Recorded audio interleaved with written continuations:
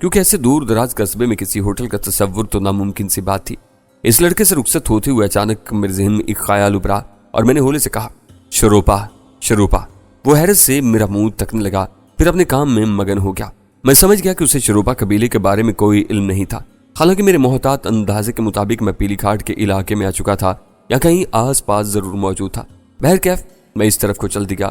دن دھیرے دھیرے چڑھنے لگا تھا، حبس اور گرمی کی فضا پیدا ہونے لگی تھی، جس پر مجھے حیرت ہوئی۔ نیم پہاڑی اور جنگلاتی علاقے میں ایسا کیوں تھا؟ تب معلوم ہوا کہ آسمان پر بادل چھائے ہوئے تھے، شاید علاقہ بارانی تھا۔ حبس کا مطلب بارش کا امکان، ممکن تھا بارش کے بعد موسم کھل جاتا۔ میں آگے بڑھا اور بانسوں والے جھولتے پل پر آ گیا۔ اسے پار کر کے دوسری جانب پہنچا۔ وہاں زیادہ گنجان آبادی محسوس ہوئی۔ کھیتوں میں مرد، عورتیں اور بوڑھے بھی کام کرتے دکھائی دیے۔ یہاں جھوپڑ نما گھروں کے علاوہ کھپریل کی ڈھلوانی چھتوں والے مکان بھی تھے۔ ان میں کچھ پختہ اینٹوں والے مکان بھی نظر آئے۔ خدا کر کے کوئی ہندی اور اردو جاننے والا ایک بوڑھا مل گیا۔ میں نے اسی سے عبدالرحیم کے گھر کا پتہ پوچھا۔ بوڑھے نے اسی ٹوٹی پھوٹی زبان میں مجھے ایک طرف اشارہ کر کے اس کے گھر کا پتہ بتا دیا۔ میں اس کا شکریہ ادا کر کے مذکورہ سمت چل دیا۔ یہ نہر سے ہٹ کر علاقہ تھا۔ میں چلتا رہا۔ یہاں شاید باہر کے مسافر یا ٹورسٹ گروپ آتے جاتے رہتے تھے، اس لیے کسی نے مجھے خاص نظروں سے نہیں دیکھا۔ ایک سرسری سی نگاہ ڈال کر اپنے کام میں مگن ہو جاتے۔ یہاں مجھے جا بجا مندر اور پکوڑا دکھائی دیے، لیکن ابھی تک کوئی ایک بھی مسجد نظر نہیں آئی تھی۔ حالانکہ شینا کی زبانی مجھے پتا چلا تھا کہ یہاں مسلمانوں کی بھی آبادی تھی، بے شک کم صحیح۔ بلاخر میں بے ترتیب بنے گھروں اور جھونپڑوں کے درمیان سے گزرتا ہوا پار نکلا۔ اچانک ہی مجھے اپنے تعاقب کا احساس ہوا۔ وہ کوئی شریر جسم کا آدمی تھا۔ اس نے پرانا زرد اور میلا چیکٹ سال لباس پہن رکھا تھا۔ پہلے تو مجھے وہم ہوا۔ میں آگے بڑھتا رہا۔ جب میں کھیتوں کے درمیان سے گزرا تو یوں ہی اچانک رک کر ایک درخت کی شاخ سے کھیلنے کے بہانے ذرا گردن موڑ کر اس کی طرف دیکھا۔ وہ بدستور میرے تعاقب میں تھا اور مجھے مڑتا پاتے ہی یکدم جھاڑیوں میں غائب ہو گیا۔ یوں میں نے بھی اس پر کچھ ظاہر نہیں ہونے دیا اور آگے بڑھتا چلا گیا، لیکن میرے اندر بے چینی سی لگ گئی تھی۔ یہ کون تھا؟ کیوں میرا تعاقب کر رہا تھا؟ کیا کوئی راہزن؟ ابھی تو مجھے یہاں قدم رکھے ہی دیر کتنی ہوئی تھی؟ یہ کون میرے پیچھے لگ گیا تھا؟ میں چاہتا تو اسے جل دے کر چھاپ سکتا تھا اور اسے تعاقب کا مقصد پوچھ لیتا، لیکن میں ابھی نامعلوم سے ہنگاموں سے بچنا ہی چاہ رہا تھا۔ کافی فاصلہ پیدل چلتے ہوئے مجھے دور ہی سے ایک مسجد کا سفید مینار ساتھ دکھائی دے گیا۔ میری ہمت اور حوصلہ سوا ہو گیا۔ میں نے چلنے کی رفتار یکدم بڑھا دی اور وہاں جا پہنچا۔ میں نے سیدھا مسجد کا رخ کیا، کیونکہ شینا نے مجھے عبدالرحیم کے بارے میں یہی بتایا تھا کہ وہ کسی مسجد کا پیش امام بھی تھا۔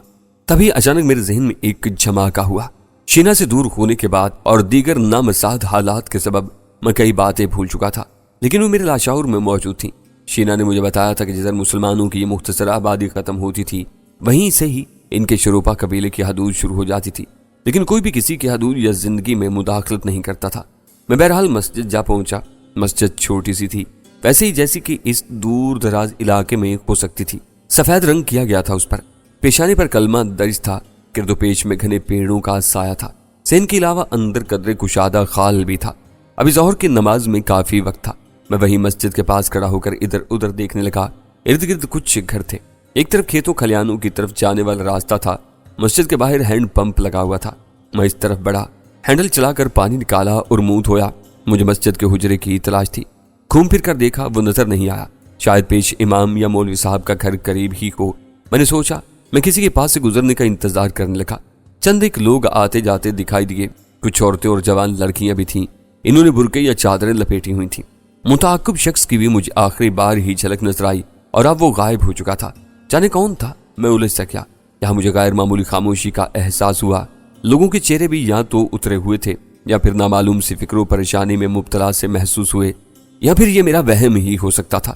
تبھی ایک درمیانی عمر کا آدمی گزرا۔ نہ صرف گزرا بلکہ مجھے دیکھ کر ٹھہر گیا۔ اس کا رخ کھیتوں کی طرف جانے والے راستے کی سمت تھا۔ اس نے اپنے ہاتھ میں کچھ اٹھا رکھا تھا۔ میں فوراً اس کی جانب بڑھا اور سلام کیا۔ پہلے تو وہ مجھے سنجیدہ سا کھڑا گھورتا رہا، لیکن جب میں نے السلام علیکم کہا تو ایک دم اس کا چہرہ نارمل نظر آنے لگا اور بڑی خوش دلی سے اس نے بھی میرے سلام کا جواب دیا۔ میں مسافر ہوں بھائی، مجھے عبدالرحیم سے ملنا ہے، میں نے کہا۔ تم کون ہو اور کہاں سے آئے ہو؟ جواب دینے کے بجائے اس نے الٹا سوال داغ دیا جس کی مجھے امید بھی تھی۔ میں چٹاگانگ سے آ رہا ہوں۔ مولوی عبدالرحیم صاحب تمہارے کیا لگتے تھے؟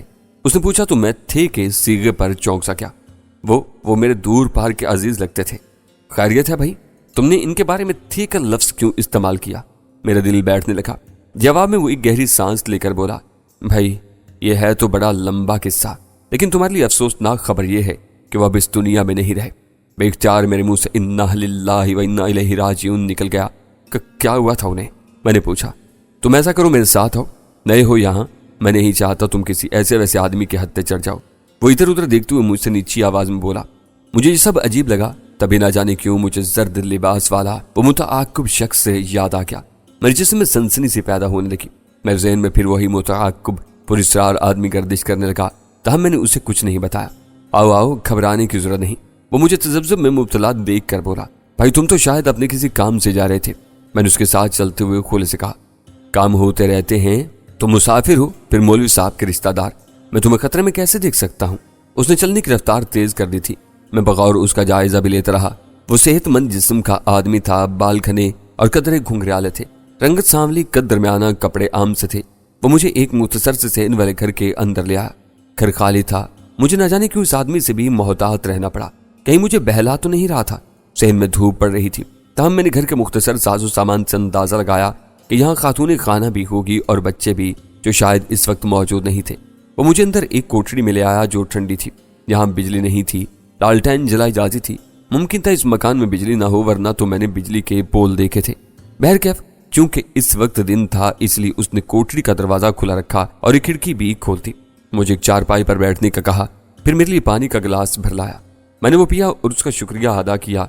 कोठरी में अल्लाह और मोहम्मद के इस्लामी तुगरे लगे नजर आए। मेरे उलझे हुए दिलो दिमाग को कुछ इत्मीनान हुआ। वो मेरे सामने एक तपाई पर बैठ गया। भाई तुमने कुछ खाया पिया भी है? क्यों ना पहले तुम्हारे खाने पीने का बंदोबस्त कर लूं? बिल्कुल नहीं, मुझे बस तुम मौलवी साहब से मुतालिक कुछ हकीकत बता दो। और तुम किसी खतरे का जिक्र भी कर रहे थे, मैंने कहा। वो होले से खनखारा फिर बोला, मेरा नाम शौकत हुसैन है, मैं चौधरी इस्लाम शाह के खेत पर काम करता हूँ। भाई क्या तुम मुझे पहले ये बताना पसंद करोगे कि तुम्हें मौलवी अब्दुर्रहीम से कोई खास काम था? कहते हुए जरा रुक कर मेरा चेहरा तकने लगा। कुछ ऐसा खास तो नहीं, लेकिन मैं कहते कहते चुप हो गया। जहन में अजीब सी उलझन तारी हो गई थी। इस आदमी पर भी एतबार नहीं किया जा सकता था। वो शायद मेरे अंदर की उलझन भांप कर दोबारा बोला, देखो मुझे नहीं बताना चाहते हो तो ना बताओ, कोई बात नहीं, लेकिन अगर तुम्हें इनसे वाकई कोई ऐसा जरूरी काम था तो तुम इनकी बेटी लाइबा से मिल सकते हो। वो फिर थमा। मैं मुसलसल उलझन में मुब्तला रहा। फिर मौजू बदला, बोला, अब इस बात को छोड़ो, तुम किसी खतरे का जिक्र कर रहे थे। यहाँ क्या खतरा हो सकता है? मैंने कुछ लोगों को यहाँ सहमा हुआ और परेशान भी देखा है। यहाँ हम सब ही खतरे में घिरे हुए हैं। एक नामालूम सा खतरा, एक मनहूस खौफ ने हर किसी को जकड़ रखा है। काश तुम्हें इसके बारे में इल्म होता तो तुम यहाँ का रुख नहीं करते। मैंने खुश्क लहजे में कहा, यह बात रहने तो और मुझे जरा तफसील बताओ। मेरा ख्याल है तुम बिला वजह तजस्सुस फैला रहे हो। अभी उसने जवाब में कुछ कहने के लिए मुंह खोला ही था कि अचानक बाहर दरवाजे पर दस्तक हुई। दस्तक का अंदाज मुझे खटक गया। बड़ा मखसूस अंदाज था। एक बार फिर दूसरी और तीसरी बार जल्दी जल्दी दरवाजे पर हाथ मारा गया था, जैसे तबले पर थाप हो। मैं अभी आता हूँ, कहते हुए वो उठकर कोठरी से निकल गया। मैं चौंका, फिर मैं भी आहिस्तगी से उठा और कोठरी के दरवाजे की आड़ से सहन वाले बैरूनी दरवाजे की तरफ झांकने लगा। शौकत ने बहुत धीरे से दरवाजा खोला और जो शख्स गड़ाब से अंदर दाखिल हुआ था, उसे देखते ही मैं बुरी तरह चौंक पड़ा। ये वही पुरस्रार आदमी था जो काफी देर से मेरे ताक़ुब में था। इसे देखते ही मेरा दिल तेजी से धड़कने लगा। दोनों ने धीमे लहजे में मुख्तसर से बात की। शौकत ने अंदर कोठरी की तरफ इशारा करते हुए मज़कूर आदमी से कुछ कहा। उसने अपने सर को होले से असबाती जुम्बिश दी और फिर वापस चला गया। शौकत दरवाजा बंद करके पलटा। मैं जल्दी से दोबारा अपनी चारपाई पर आकर बैठ गया। मेरा अंदर जोर जोर से धड़धड़ा रहा था। मुझे तो अब शौकत पर भी शुबा होने लगा था। वो अंदर आया, फिर उससे पहले कि मुझसे कुछ कहता, मैं यकदम चीते की तरह उस पर झपटा, उसकी गर्दन दबोचकर चारपाई पर गिरा दिया।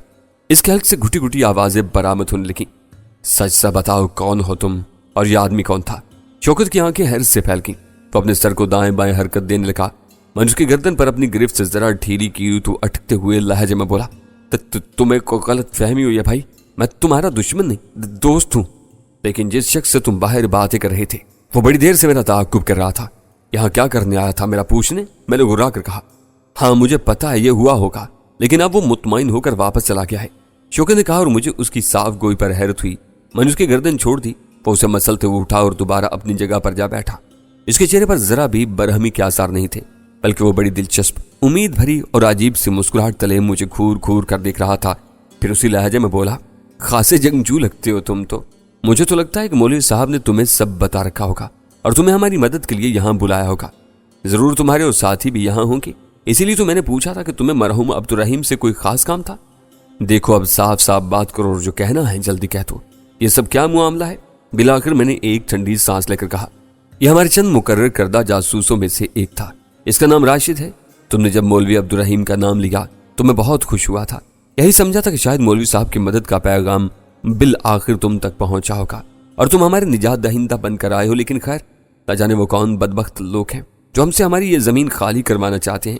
پہلے تو ہمیں خفیہ طور پر دھمکی دی گئی، یہ دھمکی مولوی عبدالرحیم کو کسی اجنبی نے خود آ کر دی تھی کہ ہم مسلمان یہ قصبہ خالی کرتے، ورنہ یہاں آفت نازل کر دی جائے گی اور بہت سی جانوں سے ہاتھ دھونا پڑیں گے۔ مولوی صاحب کی چونکہ پورے قصبے میں بڑی عزت تھی اور انہیں احترام کی نگاہ سے دیکھا جاتا تھا، سارے زمیندار بھی انہی کے کہنے پر عمل کرتے تھے۔ انہوں نے غصے میں آ کر دھمکی دینے والے آدمی کو بے عزت کر کے نکال باہر کیا اور اسے کوئی پاگل سمجھا، لیکن کچھ عرصے بعد ہی یہاں پر لوگ خفیہ اور پراسرار طریقے سے قتل ہونے لگے۔ ایک بار پھر دھمکی کا اسی طرح پیغام دیا گیا۔ اس بار مولوی عبدالرحیم ہی نہیں بلکہ سارے قصبے کے لوگ بھی بہت مشتعل تھے۔ انہوں نے اس آدمی کو پکڑ لیا اور اسے قیدی بنا لیا، پھر اسے گلوانے لگے کہ وہ کون ہے اور ان کی ہم سے کیا دشمنی ہے۔ اس آدمی نے کچھ نہیں بتایا۔ مولوی صاحب نے یہ چالاکی چلی کہ اسے جانے دیا، مگر 2 جاسوس اس کے پیچھے لگا دیے۔ انہوں نے ہی بتایا کہ یہ شخص یہاں سے جنوب مغرب کی سمت واقع شروپا قبیلے کی بستی میں گیا ہے۔ بس یہ پتہ لگنا تھا کہ اگلے ہی دن مولوی عبدالرحیم اور قصبے کے چند معتبر لوگ شروپا قبیلے کے سردار آٹوما کے پاس شکایت لے کر پہنچے، مگر اس نے اس سلسلے میں قطعاً لا علمی کا اظہار کر دیا۔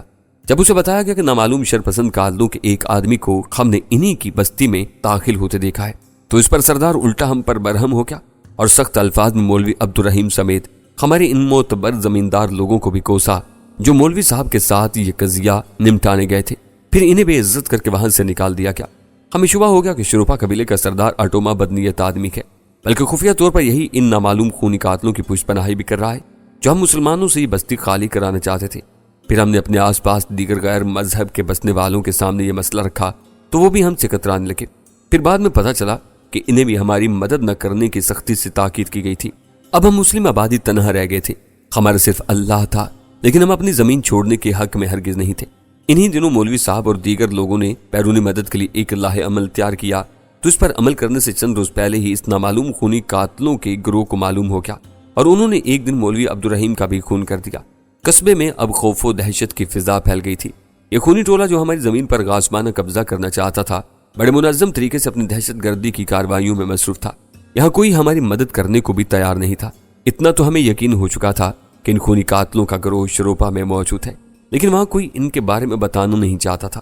شوکت اتنا بتا کر خاموش ہو گیا، اس کا لہجہ غمگین اور اداس سا ہو گیا تھا، آنکھیں بھیگنے لگی تھیں۔ میں جو شروپا اور اس کے سردار آٹوما کا ذکر شوکت حسین کے منہ سے سنتے ہی اندر سے چونک پڑا تھا، کچھ اس پراسرار خونی کھیل کو سمجھنے لگا تھا، اور یہی نہیں، میرے اندر جوش و غیظ کے ساتھ ایک اہم مقصد کی تکمیل کا جذبہ بھی سوا ہونے لگا تھا۔ اگر نامعلوم افراد کی یہاں بالخصوص مسلم آبادی کو بے دخل کرنے کی سازش کے لیے خونی سرگرمیوں کی حد تک بات ہوتی تو میں شاید نہ سمجھ پاتا، لیکن شروپا قبیلے کے سردار آٹوما کا ذکر اور نامعلوم خونی ٹولے کی ان کے ہاں موجودگی والے معاملے نے میرا دھیان فی الفور کالی لہر والوں کی طرف موڑ دیا تھا۔ یہی لوگ ہو سکتے تھے جنہیں اس مسلم آبادی میں غاصبانہ قبضے کی ضرورت پیش آئی ہوگی۔ دیگر غیر مسلم آبادی کو چھوڑ کر صرف مسلم آبادی کو نشانہ بنانا، کالی لہر، میڈم لچھی اور رانگا لنگڑا وغیرہ کی مسلم دشمنی کم از کم میری نظروں میں کوئی ٹھکی چھپی بات نہیں تھی۔ کیا سوچنے لگے بھائی؟ شوکت نے مجھے یکدم گہری سوچوں میں کھویا ہوا پا کر پوچھا۔ کچھ نہیں، میں جیسے خیالات سے چونکا۔ بھائی تم نے ابھی تک اپنا نام بھی نہیں بتایا، اس نے کہا۔ میں نے اس کی طرف دیکھا، ہم اب ایک ہی کشتی کے سوار تھے، تاہم اب بھی احتیاط ضروری تھی۔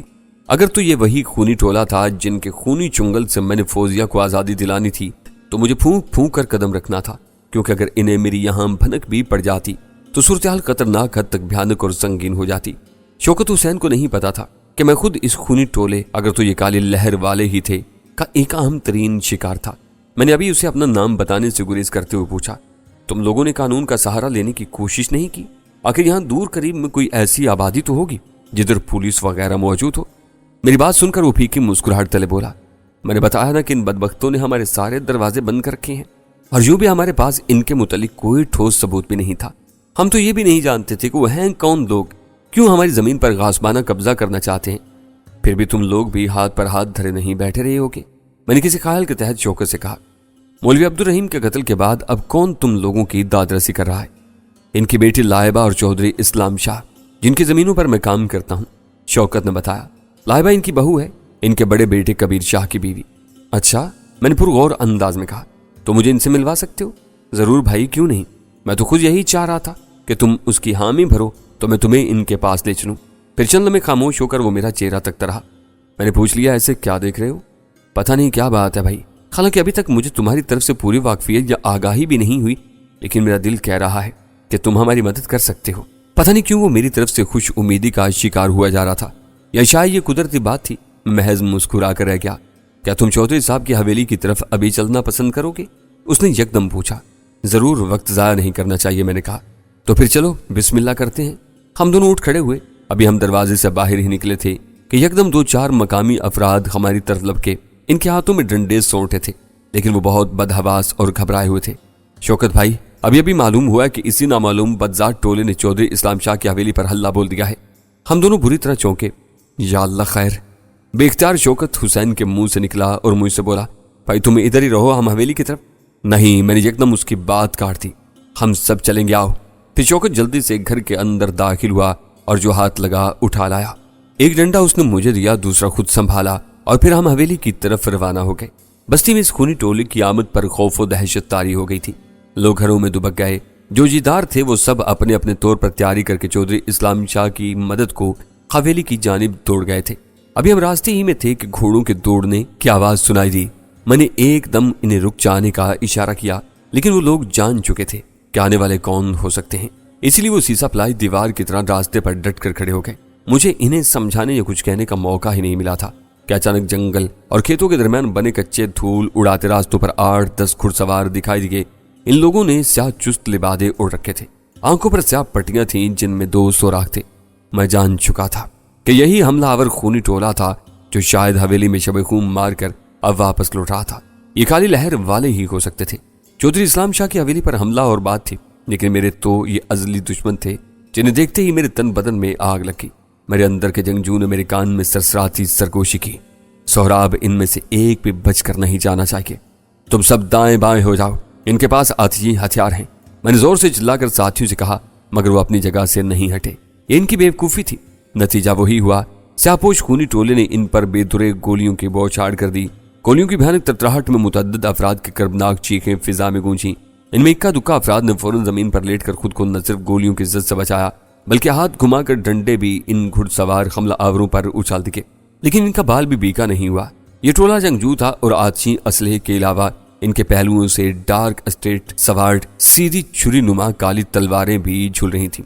میں اپنی پوزیشن پہلے ہی بنا چکا تھا، تاک کر سب سے آگے والے گھڑ سوار پر ڈنڈے کو ایک خاص ٹرک سے اچھال دیا جو اس کے سر پر لگا اور وہ اپنے گھوڑے سے نیچے جا گرا۔ اس کے باقی ساتھیوں نے جو اپنے ایک ساتھی کو اس طرح گھوڑے سے گرتے دیکھا تو یکدم رک گئے، تاہم تب تک وہ اپنے گھوڑوں کے سموں تلے شوکت حسین کے بدقسمت ساتھیوں کی لاشوں کو روندتے ہوئے کچھ آگے بڑھائے تھے، جبکہ شوکت حسین اپنے ایک ساتھی کے ساتھ بر وقت خوش قسمتی سے بچ کر جھاڑیوں میں جا سرکا تھا۔